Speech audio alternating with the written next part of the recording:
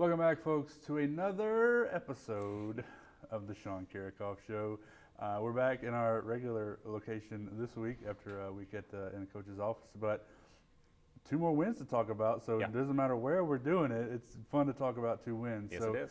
I guess a really quick recap, a really nice road win at UCA, and then a nice home win at McNeese. So I guess maybe because we talked about it post-game, or definitely post-game on McNeese, and then a little bit in the show last week, but just a quick recap of those two matches. UCA is a tough one. They've obviously struggled. You can see that with their record in conference, but going up there, they have a great environment. It's hard to play up there in Conway. So anytime you can go in there and get a win, you've got to be happy with it. I've talked about before, they've got such a great history in the conference of success. So anytime you can beat them, that's a big one. And then, McNeese has had some injury issues and some other turnover on some of their better players. But they just play some consistent volleyball, 6-2, and so you got a lot of different options. And it's a great warm-up for SFA because they're doing the exact same thing. And it's similar in a way that everyone is just kind of chipping away, doing their own little job in their positions across the net. So you can't necessarily say, okay, our defense is going to focus on this player or this position. So it was a nice little opener to go into SFA. And in those two matches, there was a lot of similarities with previous matches in conference, previous matches this season, where you had to make adjustments within. Mm-hmm. You are picking up on things where, like for instance, we talked about the Sam Houston match where it seemed like the offense maybe got frustrated in that one, and the UCA didn't happen. And then we talked about last week how the experience that you guys have on the floor is able to make those adjustments, and then in McNeese, feeling each other out early and then able to turn things in our favor. So yeah. And then that's a process that's been going on for years since I got here, of them just kind of learning how I'm going to make adjustments, how we deal with a scout going into a match, and then if something pops up within the match, saying, okay, we're stopping that immediately. Now I need you to do X, and that takes a while for a group or any player coming in as a freshman to be able to change, do a complete 180 like that. But they learn it and they get better at it, and this group has been really good at it. Talk about the first half of this conference season. Coming in, picked. I don't even remember where we were picked, but seventh. I remember. But to now sit here after the first 8 matches, essentially tied for second. That's. I don't think you maybe could have asked for much better. No, it was a fantastic first half of the conference. Really happy with it. And, to comment on, where we were picked 7th, I felt like that was completely wrong. And I know most coaches, if they're picked low, are going to feel that as well. But I was really confident in what this group could do.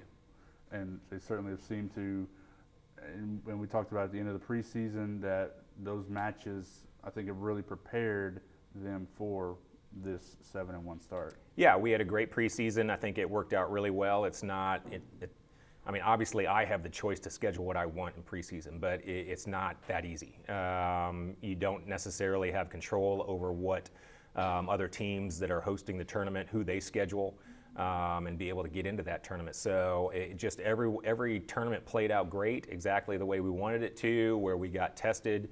Or we were able to just do different things in those matches that it just really did a great job preparing us for conference. Do you feel like what's the confidence level right now of the team? Because they're playing at such a great high level. You got two big ones coming up this week, but it's got to be at a pretty good spot. Yeah, I think it's never overlook opponents, but at the same time feel like you can beat anybody, and I think that they've got that right now. So moving into this week, 2 more home matches, Thursday against Abilene Christian, and then the big one Saturday against Stephen F. And obviously in Southland there's no you have to take everybody seriously one match at a time, but is there a danger of looking ahead to the Saturday and maybe, you know, looking past, not that you're going to, but is there that danger there? Yeah, absolutely. And that's something that we've dealt with in the past as well. We've had a couple teams that have come in here that were undefeated or were number one or whatever it may be. I think that's always something that you have to worry about every single year. And then obviously, you know, the big match against SFA.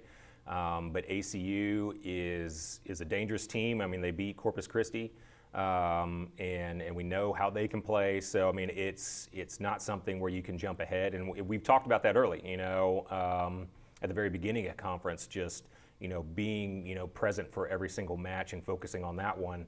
And that is easier to do when you're talking about matches that might be 2 or 3 weeks ahead of you.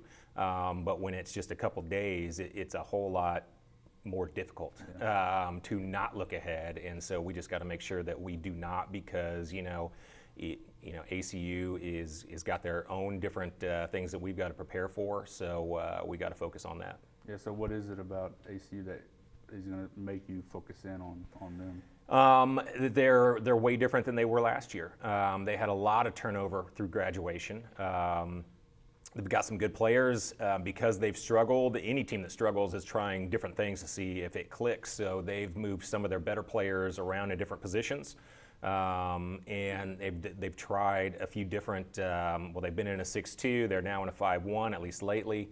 And they're trying a little bit different offensive system. So we can't get into the mindset of like, okay, we've played this group for the last 3 years, because that group's gone. So it's going to be an entirely different look when we see them on Thursday than what we have in the last few years, and that's going to cause its own different problems. And then just real quick about Stephen F. Austin. Mm-hmm. I mean, what is it? I mean, obviously they've been the top of the conference all year. They've only lost 1 match. They're undefeated at this point in conference play. What is it about them that makes them so good? Consistency, and at least from the outside, it looks like everyone buys into what their little role is. And I think you may have noticed, I mean, there's not a ton of player of the weeks that they're getting, and you know, you may look at that as well, why aren't they getting that? And it's like, well, because everyone's doing a little bit of everything, and so no one's, you know, standing out from a stat standpoint and having great matches, because they don't have to, because everyone does a little bit, which makes it impossible to defend at times, because you've got to spread yourself thin and you can't focus and take one thing away and say, well, let's just see if that can beat us. Well, that can beat you. So it's very cliche about everyone just doing their job, but that's what they do. Yeah.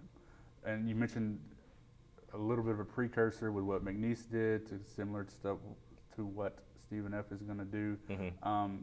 And the way that our girls seem to be able to learn from matches and get that experience, that knowledge, having that McNeese match seems to be a very important stepping stone to what will be Saturday. It is, yeah. It's, you know, you may think one thing's going to happen, but they'll throw it to somebody else offensively, and then you're going to be stuck in a bad situation as far as you don't have a solid double block up there, or someone's a little bit out of position defensively because you were reading something else. And then you've just got to make a good play. And I think we have players to be able to do that. But it's a matter of, against SFA specifically, doing that on an every single point basis, which is what has caused a lot of people a lot of struggles. Right. All right, well, 2 matches again this week, both of them at home. Abilene Christian on Thursday night, Stephen F. Austin on Saturday afternoon. Mm-hmm. So this is the time to be in Prather for sure. It's absolutely. Start of the second half of the conference schedule, and Northwestern State's playing at a very high level. So if you've not seen a volleyball match, this is the week to come for sure. We'd love to have you out. All right, Coach, appreciate you again this week, and I'm sure we'll catch up after the match on Thursday and go from there. All right, thank you.